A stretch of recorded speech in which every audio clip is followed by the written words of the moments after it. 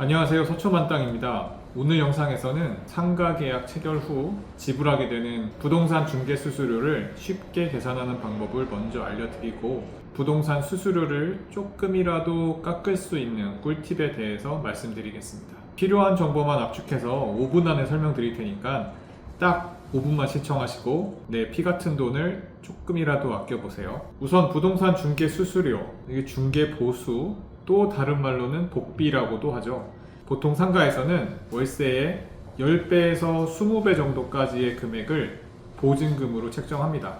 이건 정말 케이스 바이 케이스라서 정해진 건 없습니다. 주변의 경쟁 상대들의 보증금이나 월세 수준, 다시 말해서 시장 상황에 따라서 자연스럽게 정해집니다. 만약 월세가 200만 원이고 보증금이 3천만 원인 상가를 임대하려고 할 때 수수료는 어떻게 계산을 할까요? 월세 200만 원에 100을 곱하고 그러면 계산하면 2천만 원, 2억이 되겠죠. 여기에 보증금을 더하게 되면 2억 3천만 원이 계산됩니다.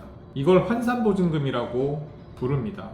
법에서 정해져 있는 수수료는 환산보증금의 0.9%, 즉 환산보증금 2억 3천만 원에 0.009를 곱한 금액 207만 원이거든요. 이게 바로 중개 수수료가 됩니다. 환산보증금 0.9%가 법정 상한선이에요.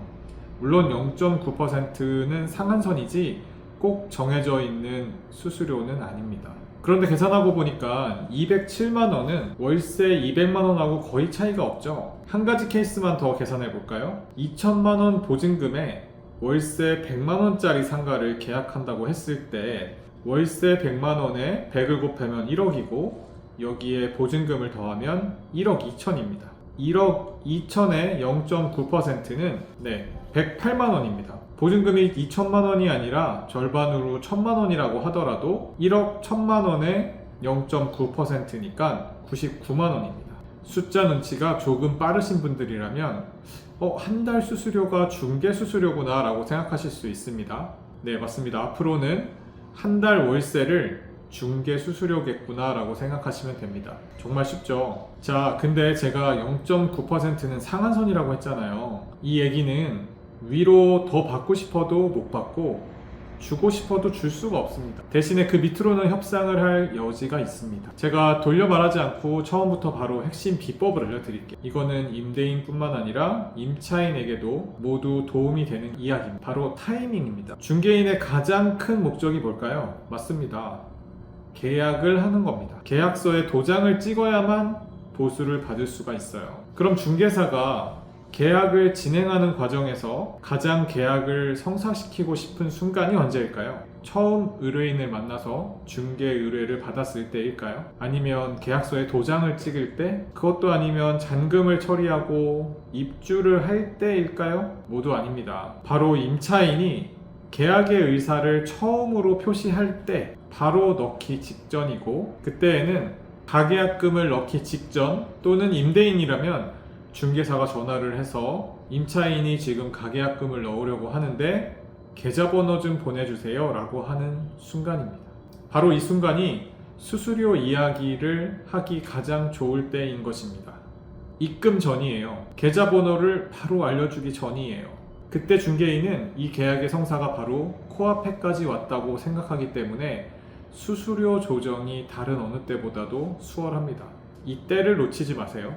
그럼 어떻게 수수료 이야기를 끌어내면 좋을까요? 저 가계약금 넣을 건데 수수료 좀 깎아주세요. 이렇게 바로 얘기하면 좋을까요? 무방비 상태에서 허를 찌르는 전략이 꼭 나쁜 것만은 아닙니다. 조심스럽게 은근슬쩍 협상에 들어가는 게 더 좋을 것 같아요. 제 생각에 가장 좋은 방법은 바로 합리적인 이유를 제시하는 겁니다. 예를 들어서 상가가 공실이었어요. 근데 그런 상가를 임차인이 직접 가서 보고 중개사에게 찾아와서 중개를 의뢰하는 경우입니다. 임대인도 하루빨리 임대를 놓고 싶었을 테고 임대료 협의나 렌트프리 협상도 수월했을 확률이 크겠죠. 이런 경우에는 중개인의 노력이 상대적으로 적게 들어갑니다. 그럴 때는 이렇게 얘기해 보는 겁니다. 상가도 공실이었고 특별히 까다로운 협상도 없었는데 수수료 좀 조정해 주세요. 이렇게요.